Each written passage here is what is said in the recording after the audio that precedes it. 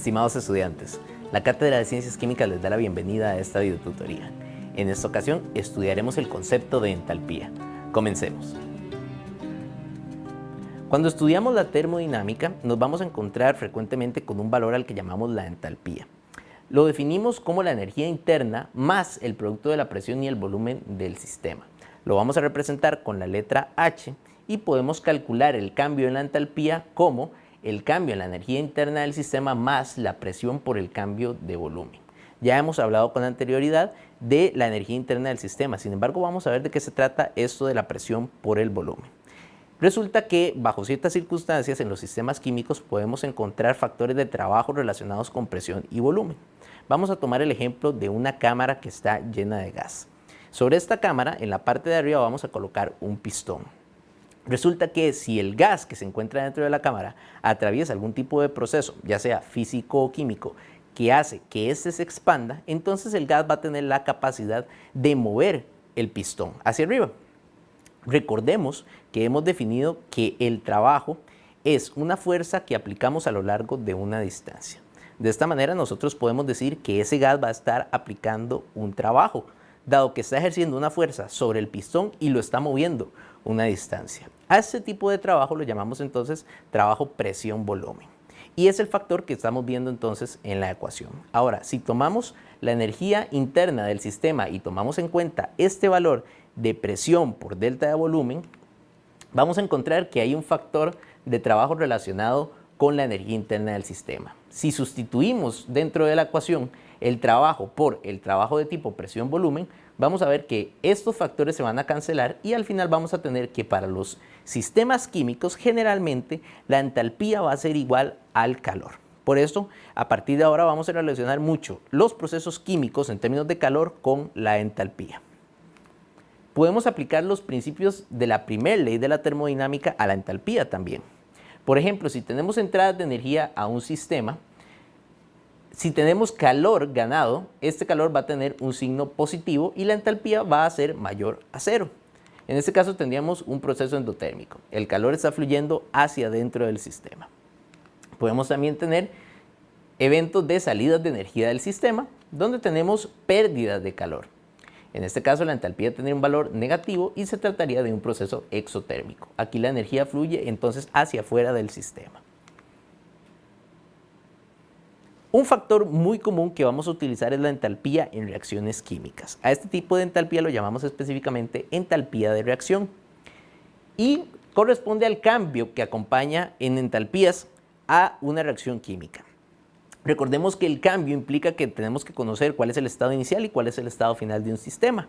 Así que podemos calcular el cambio en la entalpía de reacción como la entalpía de los productos menos la entalpía de los reactivos. Un ejemplo sería el de la reacción de formación del agua. En esta reacción tenemos que 2 moles de hidrógeno gaseoso reaccionan con 1 mol de oxígeno gaseoso para formar 2 moles de agua gaseosa.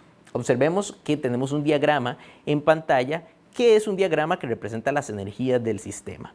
Lo que está en la grada superior del sistema tiene una mayor energía que lo que se encuentra en la grada inferior. En este caso vemos entonces que los reactivos tienen una mayor energía que el producto, que es el agua gaseosa. Y podemos observar que el cambio de un sistema al otro, es decir, de los reactivos a los productos o de los productos a los reactivos, es de 484 kilojulios. En el caso de que sea desde los reactivos hacia los productos, tiene un valor negativo, mientras que si es desde los productos hacia los reactivos, tiene un valor positivo. Esto quiere decir que el proceso en dirección reactivos-productos es exotérmico, mientras que el proceso en dirección productos-reactivos sería endotérmico. Resolvamos el siguiente ejercicio. El peróxido de hidrógeno puede descomponerse en agua y oxígeno mediante la siguiente reacción que vemos en pantalla. Esta reacción tiene una entalpía de menos 196 kilojulios. Vamos a calcular la cantidad de calor liberado cuando 5 gramos de peróxido de hidrógeno se descomponen a presión constante. En este caso, los datos que nos brinda el problema son, primeramente, una masa inicial de el peróxido de hidrógeno, que equivale a 5 gramos. Tenemos también que el cambio de entalpía de la reacción es de menos 196 kilojulios. Y es importante que tengamos el dato de la masa molar a mano, dado que la reacción la vamos a tener que trabajar en términos de moles. Así que calculamos que esta masa molar es de 34 gramos por mol. Para resolver el ejercicio, tenemos entonces que inicialmente en nuestro sistema, la cantidad de moles de peróxido de hidrógeno que ingresan sería 5 gramos convertidos a moles utilizando la masa molar. 34 gramos de peróxido de hidrógeno equivale a un mol. Esto quiere decir que tenemos 0.15 moles inicialmente. Ahora, si queremos calcular el cambio de entalpía, pero para solamente 0.15 moles, tenemos que tomar en consideración que la reacción química me indica que 2 moles de peróxido se descomponen para formar 2 moles de agua y oxígeno. Este valor de cambio de entalpía, que equivale a menos 196 kilojulios, es el cambio de entalpía correspondiente a la reacción de 2 moles del peróxido de hidrógeno. De manera que podemos establecer una conversión donde si tomamos 0.15 moles y lo multiplicamos por un factor donde tenemos que 2 moles de peróxido generan menos 196 kilojulios, entonces podremos calcular que la entalpía o el cambio de entalpía para el proceso cuando tenemos solamente 0.15 moles sería de menos 14.7 kilojulios. Otra ruta que pudimos haber tomado es calcular un cambio de entalpía molar, es decir, tomar menos 196 kilojulios y dividirlo entre 2 para averiguar cuánto energía se libera cuando se quema solamente un mol. Y a partir de eso, hacer la relación con los 0.15 moles de peróxido que tenemos en el caso. Sin embargo, la respuesta debería ser la misma en ambas circunstancias.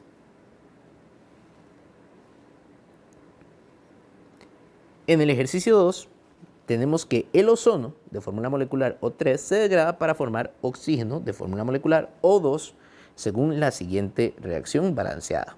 Tenemos que el cambio de entalpía para ese sistema es de menos 284.6 kilojulios. Vamos a calcular cuál es el cambio de entalpía para la reacción por mol de ozono y vamos a calcular cuál es el calor liberado al degradarse 1.57 moles de ozono.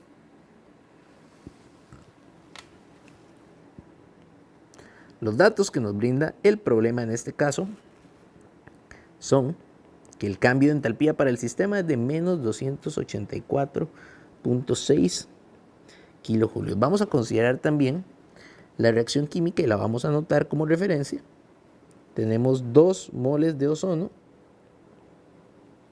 que se descomponen para formar 3 moles de oxígeno. Vamos ahora sí con la resolución. Para la parte A,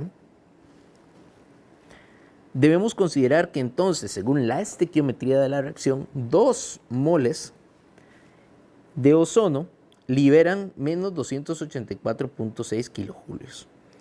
Según esto, entonces podríamos calcular un valor al que vamos a llamar cambio de entalpía molar para el sistema, es decir, cuánto es el cambio de entalpía por mol.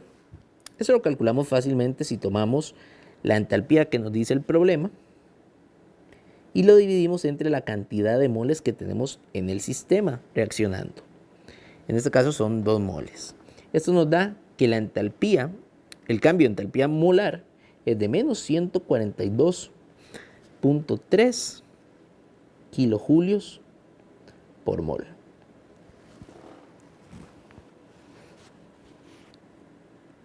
Con eso tenemos entonces resuelto el inciso A, que nos pide cuál es el cambio de entalpía por cada mol de ozono.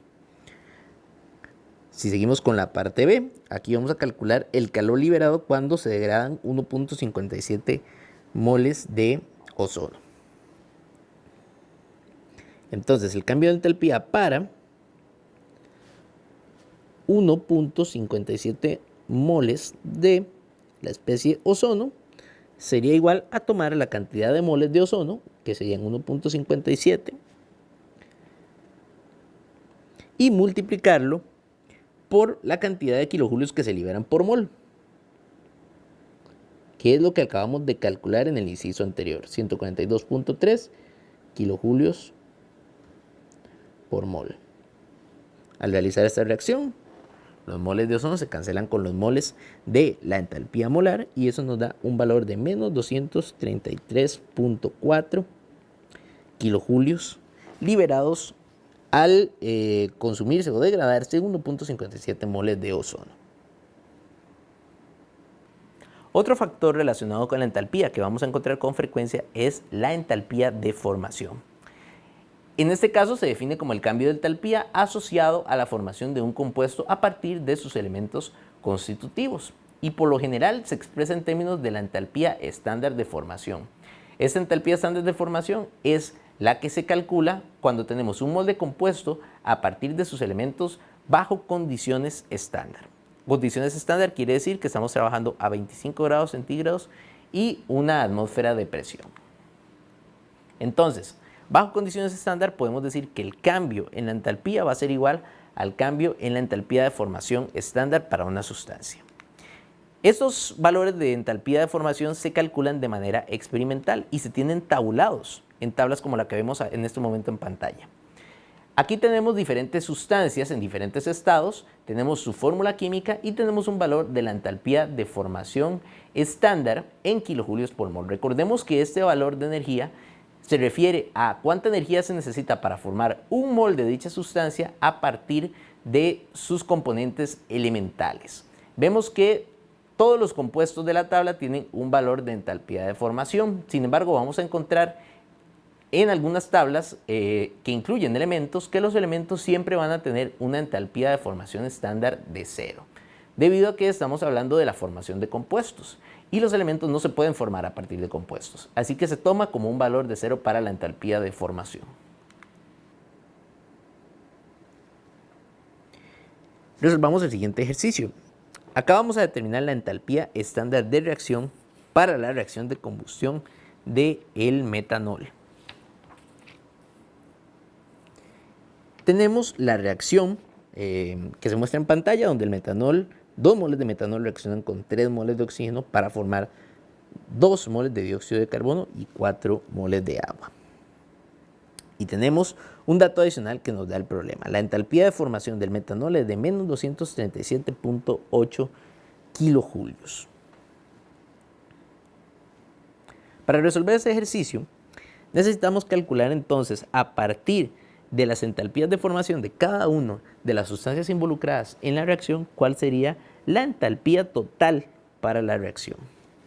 En este caso vamos a trabajar con la fórmula que me dice que la entalpía de reacción bajo condiciones estándar sería igual a la sumatoria de la entalpía de formación de todos los productos menos la sumatoria de la entalpía de formación de todos los reactivos. Los valores de entalpías de formación que ocupamos para cada uno de los casos los podemos obtener experimentalmente a partir de las tablas, ya sea las que vimos en esta videotutoría o las que ustedes pueden encontrar en sus libros de texto o en otras referencias bibliográficas. En algunos casos vamos a encontrar que los problemas también nos brindan algunos datos de formación, de entalpía de formación para sustancias que son poco comunes o que no encontramos en las tablas. Por ejemplo, en este caso, el ejercicio nos da la entalpía de formación para el metanol. Todos los demás datos los podemos obtener a partir de las tablas tabuladas de entalpías de formación. Tomemos en consideración la reacción química con la que estamos trabajando. donde 2 moles de metanol reaccionan con oxígeno gaseoso para formar 2 moles de dióxido de carbono y 4 moles de agua gaseosa. En este caso, entonces, la sumatoria de la entalpía total para la reacción sería la suma de las entalpías de formación de los productos menos la suma de las entalpías de formación de los reactivos. Podemos escribirlo de la siguiente manera. Tomando primeramente en consideración los productos, tenemos que para el producto CO2 vamos a multiplicar la cantidad de moles de CO2 que tenemos en el sistema por el valor de entalpía de formación correspondiente a dicha sustancia. Es importante que recordemos siempre respetar la estequiometría de la reacción, es decir, adicionar la cantidad de moles que nos indican los coeficientes estequiométricos para hacer el cálculo correcto de la entalpía. A este valor que nos da la entalpía de formación del dióxido de carbono, tenemos que sumar el valor correspondiente para el agua. En este caso tenemos 4 moles de agua y lo vamos a multiplicar por la entalpía de formación estándar, que sería 241.8 kilojulios por mol. Vamos primeramente a manejarlo sin los datos. Entonces tenemos la entalpía de formación del agua. Es importante que consideremos que esto es agua en estado gaseoso. Con este primer cálculo tenemos entonces toda la suma de las entalpías de formación de los productos. A esto le vamos a restar los valores correspondientes a la suma de las entalpías de formación de los reactivos. Comenzamos con el oxígeno, donde tendríamos que 3 moles de oxígeno se multiplican por la entalpía de formación estándar de el oxígeno. Y a eso le vamos a sumar el reactivo metanol, 2 moles de metanol, multiplicamos por la entalpía de formación estándar para el metanol. Con esto entonces tenemos ya la sumatoria de productos y la sumatoria de reactivos. Ahora lo que debemos hacer es sustituir los valores por los que vamos a encontrar en las tablas. Primeramente, para el CO2 tenemos que 2 moles se van a multiplicar por menos 393.5 kilojulios por mol. Y le vamos a sumar 4 moles que se multiplican por menos 241.8 kilojulios por mol. Si ustedes ponen atención, en las tablas van a encontrar 2 valores generalmente para la entalpía de formación del agua. Uno de ellos es para el agua en estado líquido y otro es para el agua en estado gaseoso. En este caso debemos utilizar el valor correspondiente al estado gaseoso debido a que el agua está en este caso en el sistema en estado gaseoso. Con eso tenemos la sumatoria de los productos. Vamos ahora con la sumatoria de los reactivos. Serían 3 moles para el oxígeno multiplicado por 0 kilojulios por mol. Recordemos que los elementos o las sustancias que se encuentran en su estado elemental no tienen valores de entalpía de formación. Entonces, tomamos que la entalpía de formación de dichas sustancias es de 0.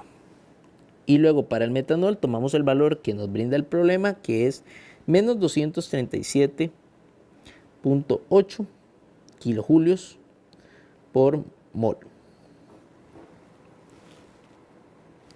Eso nos dejaría que la sumatoria de los productos sería menos 787 kilojulios menos 967.2 kilojulios, y a esto le restamos los valores de los reactivos, que serían solamente el correspondiente al metanol, menos 475.6 kilojulios.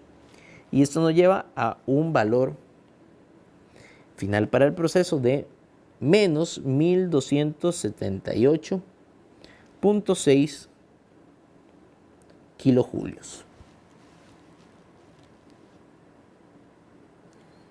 En el ejercicio 4 vamos a determinar la entalpía estándar de formación del óxido de cobre según el siguiente procedimiento. Tenemos que esa reacción tiene una entalpía estándar de reacción de menos 129.7 kilojulios. Entonces vamos a trabajar bajo el proceso donde el óxido de cobre reacciona con hidrógeno gaseoso para formar cobre sólido y agua líquida.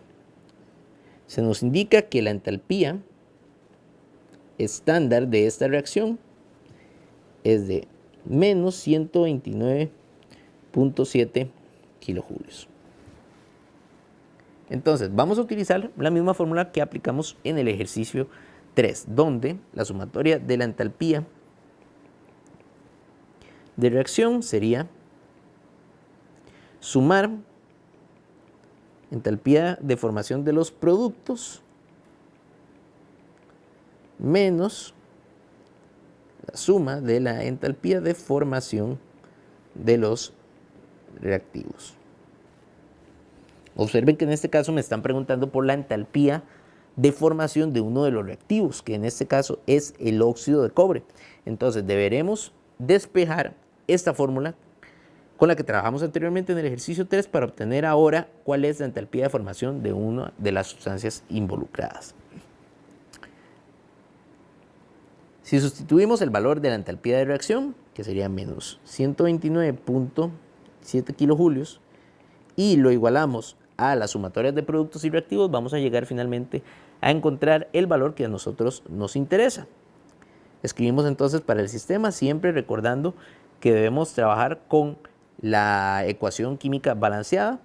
En este caso, para los productos tenemos un mol multiplicado por la entalpía de formación para el cobre, más un mol multiplicado por la entalpía de formación para el agua líquida. Vamos a restarle un mol multiplicado por la entalpía de formación del óxido de cobre, que es en este caso el valor que vamos a averiguar finalmente, más un mol multiplicado por la entalpía de formación del hidrógeno. Si despejamos ahora los valores en la ecuación y sustituimos con las energías de formación encontradas en las tablas, vamos a tener que un mol se multiplica por 0 kilojulios por mol para el cobre, debido a que se encuentra en su estado elemental. A eso le sumamos un mol multiplicado por menos 285.8 kilojulios por mol para el agua líquida. Observen cómo este valor es distinto al valor utilizado para el agua en estado de vapor. Y luego tenemos los reactivos, un mol multiplicado por la entalpía de formación del cobre, óxido de cobre, más un mol multiplicado por 0 kilojulios por mol para el hidrógeno. Si realizamos las sumatorias de esos valores, tendremos finalmente que 129.7 kilojulios es igual a menos 285.8 kilojulios menos la entalpía de formación del óxido de cobre. Y si despejamos este valor, entonces finalmente tendremos que la entalpía de formación para el cobre sería, para el óxido de cobre, sería menos 285.8 kilojulios más 129.7 kilojulios. Y eso nos da un valor de menos 156.1 kilojulios. De parte de la Cátedra de Ciencias Químicas, esperamos que esta videotutoría haya sido de su utilidad. Muchas gracias.